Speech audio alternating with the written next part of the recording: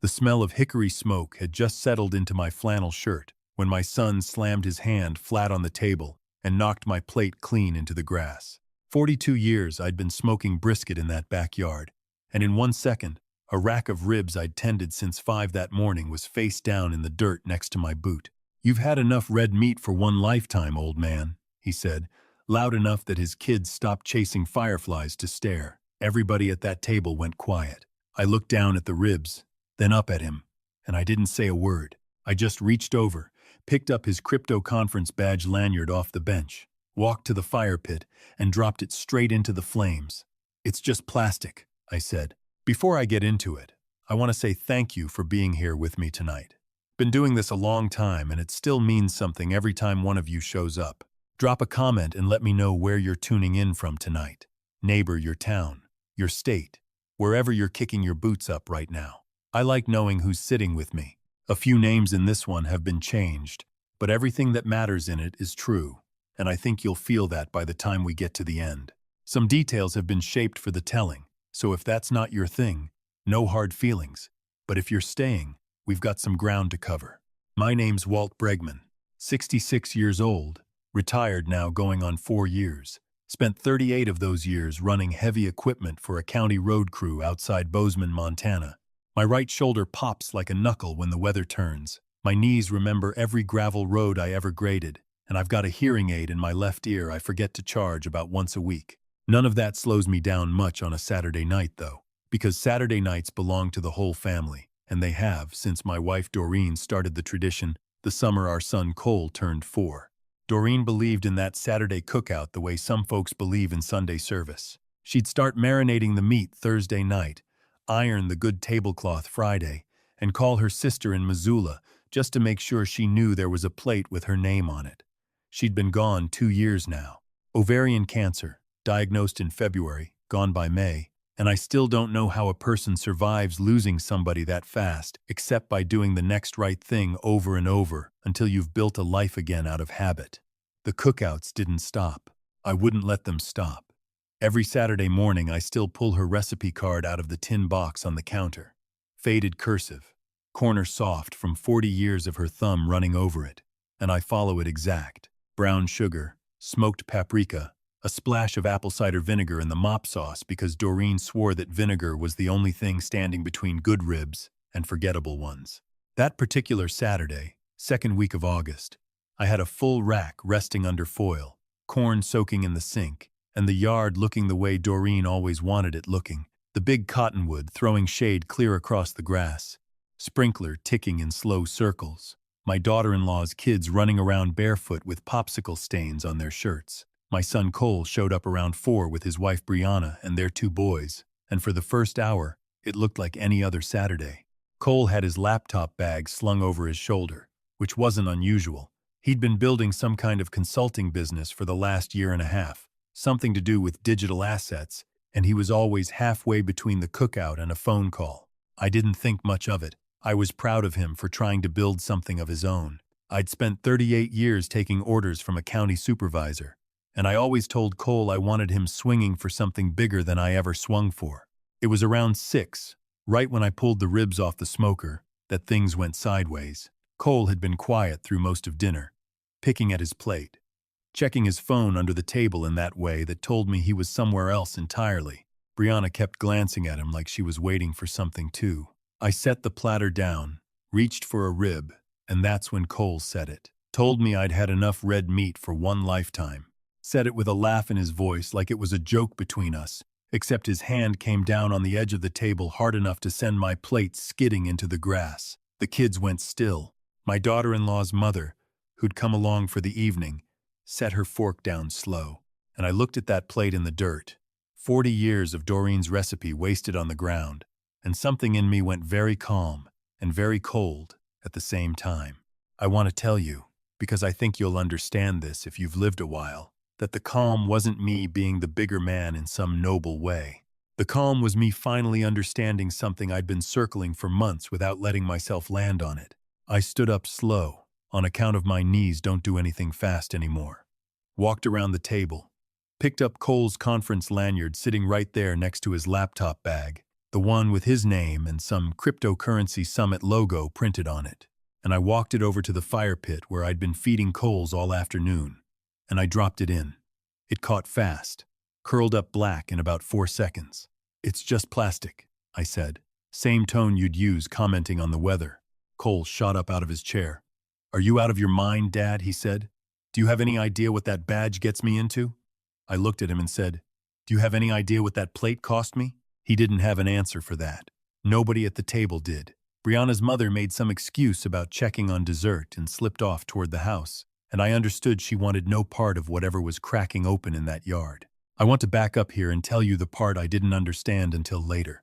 The part that took me 3 weeks of quiet observation and 1 phone call to my late wife's cousin, who happens to be a retired judge, to fully piece together. Cole's consulting business, the one I'd been so proud of, wasn't going the way he'd let on. He'd sunk almost everything into some kind of digital token venture 8 months back, promised returns that sounded too good, measured against 38 years of me watching county contracts get bid and rebid by men who knew exactly how numbers worked. The venture had collapsed in the spring. He hadn't told Brianna the full extent of it. He hadn't told me a word of it. What he had done, starting sometime in June, was call a firm 2 towns over that specialized in something called senior asset transition planning. I found this out by accident, the way you find out most things that matter. I'd gone into town to get my truck's transmission looked at, and the mechanic, a fellow named Gordy who'd known my family 20 years, mentioned he'd seen Cole's car parked outside a strip mall office a few times that summer, next to a business with a name Gordy didn't recognize. Told me he figured Cole was doing some kind of consulting work there. I didn't think much of it at the time. It was maybe 2 weeks later, sitting at my kitchen table with the recipe tin open in front of me, that the timing started bothering me enough to make a call. The Tuesday after that conversation with Gordy, Brianna showed up at my door around 6 in the evening, alone, carrying a casserole dish covered in foil. That was the first thing I noticed. No Cole trailing behind her, no sound of his truck idling in the driveway waiting on her. She stood on my porch in her scrubs. She'd gone back to nursing 2 years ago after the boys started school, dark circles heavy under her eyes, and held that dish out like she wasn't sure I'd take it. "Made too much," she said. "Figured you'd rather eat than cook tonight. Come on in," I told her. She set the dish on the counter and looked around my kitchen the way people look at a room they haven't stood in for a while, checking that the world's still arranged the way they left it. Her eyes landed on Doreen's recipe tin sitting by the stove and stayed there a second too long. "You doing all right, Walt?" "I'm doing fine," I said. "Sit yourself down. I'll put coffee on." She sat in her usual chair, not Doreen's. She never sat in Doreen's, not even now, and watched me move around that kitchen the way she'd watched me move around it 100 times before. We talked easy for a while first. A hard shift she'd had.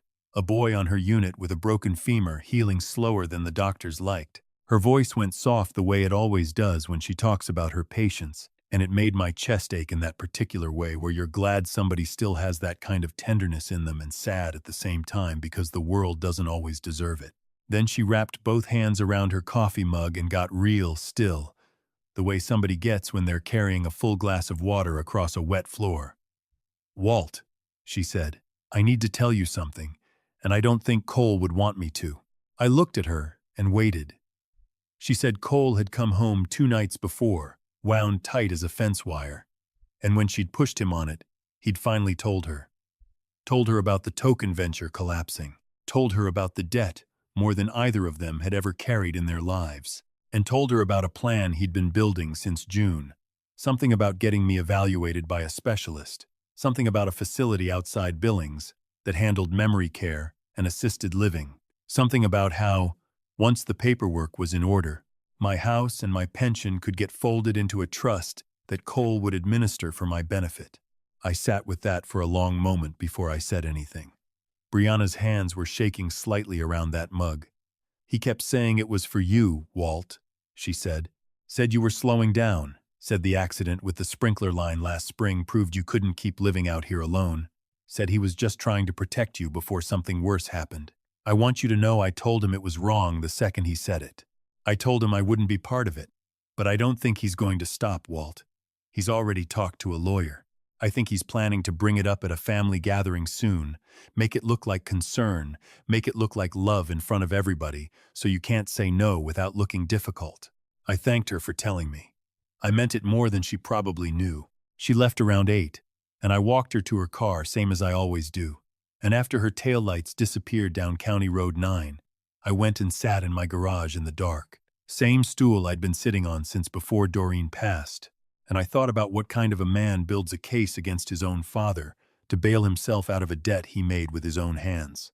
I want to tell you something here I've come to believe over 66 years of living, and it's this. A man who spends decades running heavy equipment learns one lesson above every other lesson there is. And it's that you reinforce a structure before the weight comes down on it, not after.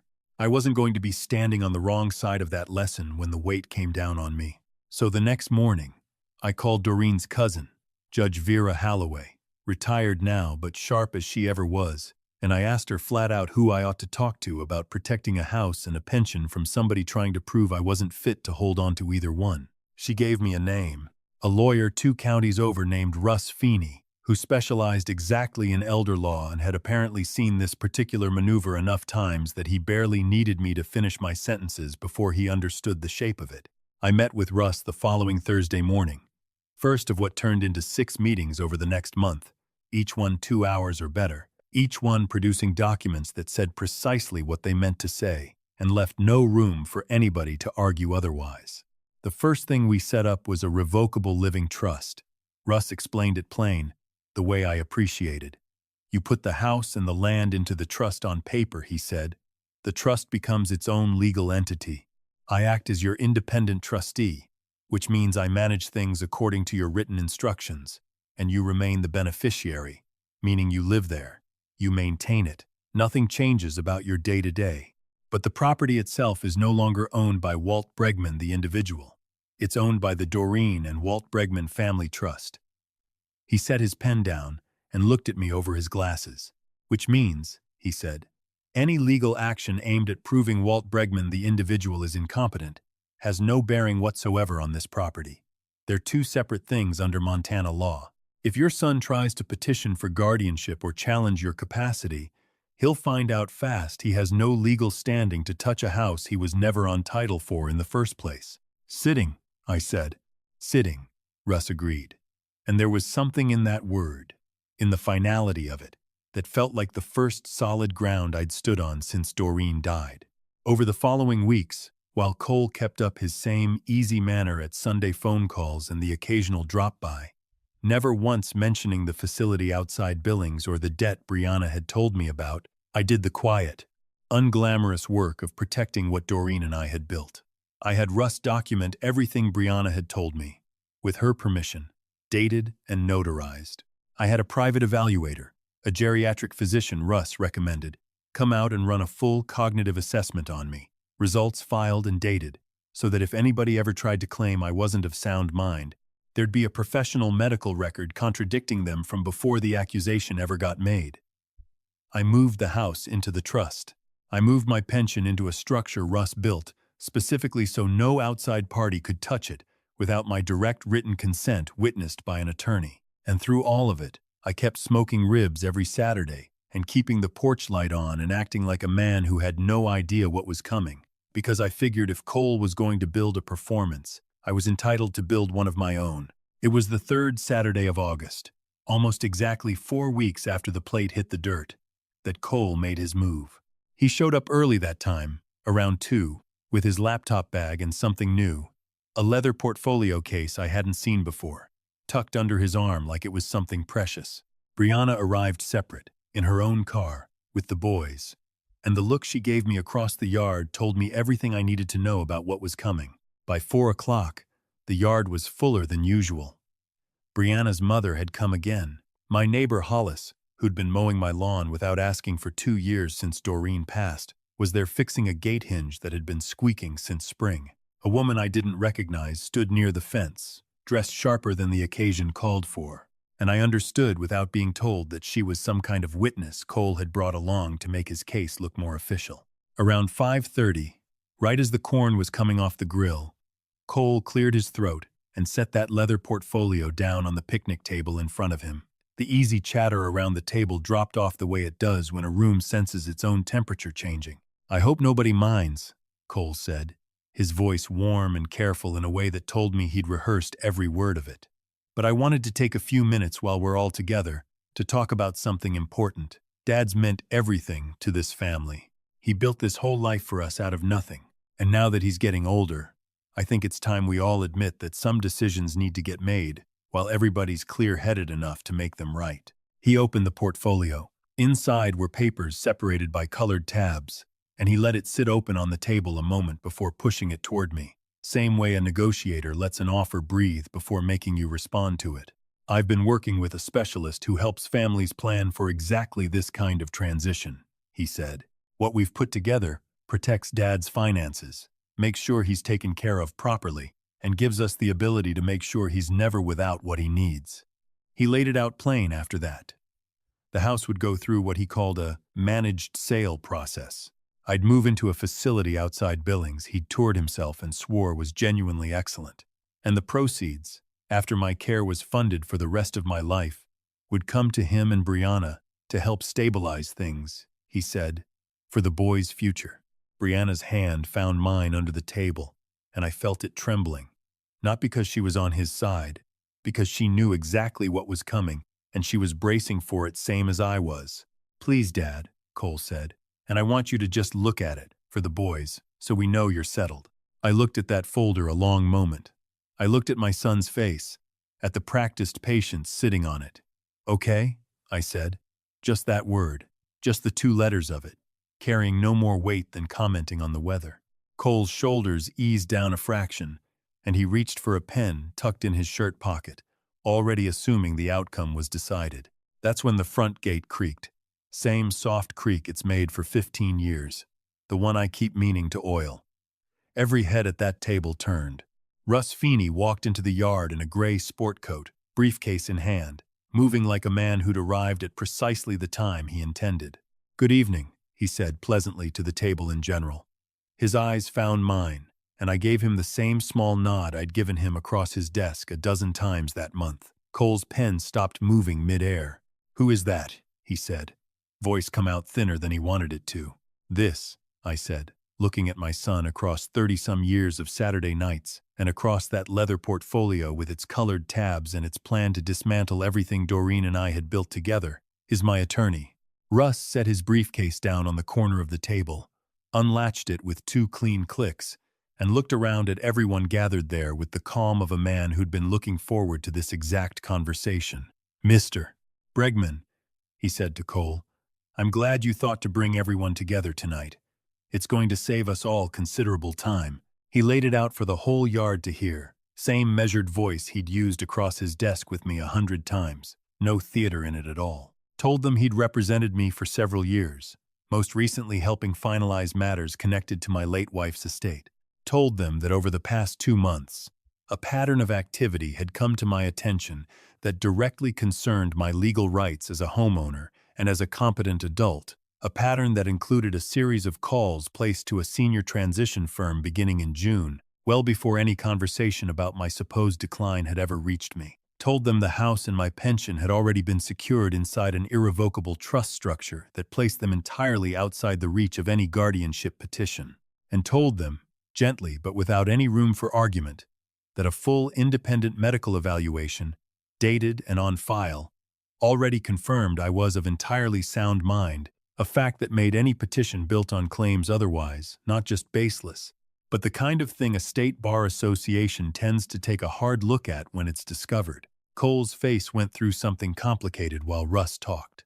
The warmth drained out of it the way warmth drains from a performance once the performer understands the audience already knows the ending. He looked at Brianna.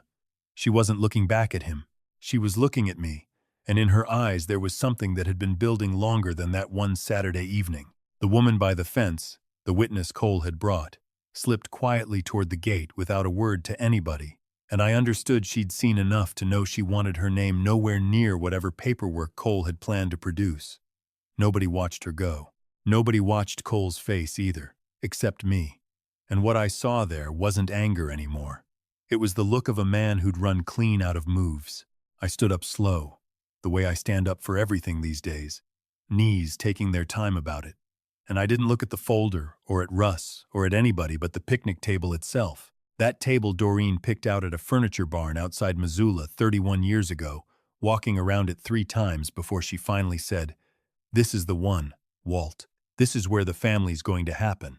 I told her back then it was just a table. She gave me that look she had, patient and a little sorry for me, and said, "Walt, it's where everything happens." 31 years, I said, out loud, to the whole yard. Doreen brought this table home in the back of my truck. We set it up right here on a Saturday afternoon, and the next weekend, we had our first cookout. Cole was 5 years old, ate so much watermelon he made himself sick, and Doreen held his hair back and never once said a word about it being his own fault. That's the kind of woman she was. I let that settle before I kept going. "Through every Saturday since," I said. Through Cole's graduation and his first real job and the Saturday he brought Brianna here for the first time, and I shook her hand and thought, well, he did all right for himself. Through Doreen's diagnosis and the Saturdays that got quiet after, and the one Saturday we didn't have at all because she was gone, and every Saturday since that I kept having anyway, because she told me the table was where the family happens, and she wanted that to keep happening even after she wasn't sitting at it anymore. I looked at Cole. "I know you're carrying more than you've let anybody see," I told him. "I know that business went under, and I know the shame of that probably felt heavier than anything I could have said to you about it. I'm not asking you to explain it to me tonight, but I need you to hear that this table was never about what the house is worth or who gets it when I'm gone. It was about you sitting across from me eating food your mother taught me to make, and I need you to understand that door's not open to you anymore, not until you're ready to walk back through it honest instead of holding a folder." Cole sat with his hands flat on the table, and whatever calculation had been sitting behind his eyes all evening was gone, replaced by something younger and far less sure of itself. I almost felt something for him. Almost. "I'm 66 years old," I told him, "and I've lived long enough to know hating a person costs a great deal more than it ever gives back. So I don't hate you, but I'm not signing anything in that folder. I'm not moving to Billings. I'm not liquidating one blade of grass on this property. This house is where your mother and I raised you, and it's going to be here every Saturday for as long as I'm able to stand at that smoker." Nobody moved for a long moment. Cole looked at the folder, then at Brianna, who was looking only at me. Past the exhaustion and the grief of watching her marriage crack open in front of her kids, there was something else in her face. Recognition. The kind that comes when somebody says a true thing you already knew somewhere in your bones. Cole stood eventually, picked up his portfolio, straightened his collar the automatic way men do when their hands don't know what else to hold, and walked toward the gate. Same creak it always makes. Then he was gone, and nobody turned to watch him leave. Not Hollis, not Brianna's mother, nobody. Hollis just picked his hammer back up and went on fixing that gate hinge like nothing at all had happened, which I think was his own quiet way of telling me the evening was still ours to have. Brianna stayed in her chair a long while after, hands in her lap, palms turned up the way hands rest when a body's finally stopped bracing for something. "I don't know what I'm going to do, Walt," she said, quiet and honest. "You don't have to know tonight," I told her. "The boys need their grandfather," she said. "They've got one," I told her. "Every Saturday, right here." Hollis brought the ribs back out from where they'd been resting, set a plate down in front of me without a word, and Brianna's mother poured sweet tea for everybody at that table, with both hands the way Doreen used to, like the act of setting something down carefully meant something all its own. I picked up my fork. The ribs were still warm. The evening had gone soft and gold the way August evenings do out here, and the cottonwood held its ground against the sky same as it's held it for 31 years. Through everything, even the things that don't last. I took the first bite, and it tasted exactly like a Saturday's supposed to taste. There's something I learned out of all this that I probably should have understood a lot earlier in my life, and it took a ruined plate of ribs and a burned-up conference badge to finally see it clean. Kindness isn't the same thing as permission, and keeping the peace isn't the same thing as having any. I spent a long while telling myself that staying quiet was protecting my family. It wasn't. It was just a slower way of losing everything I'd built. If I could sit myself down and give myself one piece of advice from where I'm standing now, it'd be this. Don't wait until somebody's standing in your own yard, pricing out your life before you decide it's worth defending. I believe things line up the way they're meant to when it counts. Hollis was fixing that gate hinge for a reason. Russ answered that phone call for a reason. And every single person sitting at that table that Saturday evening was there for a reason too. This is my moment I'll carry for the rest of whatever years I've got left. Not the folder, not the lawyer walking through that gate, not Cole leaving. It's Brianna staying in her chair afterward, telling me the boys need their grandfather. That's the only kind of revenge worth telling anybody about. Not the kind that tears down, the kind that builds something back up. If any part of this reached you tonight, drop a comment below and let me know. Pass it along to somebody who needs to hear it, and stick around, because we've got plenty more ahead. Thank you for staying with me all the way through this one, neighbor. It means more than you know.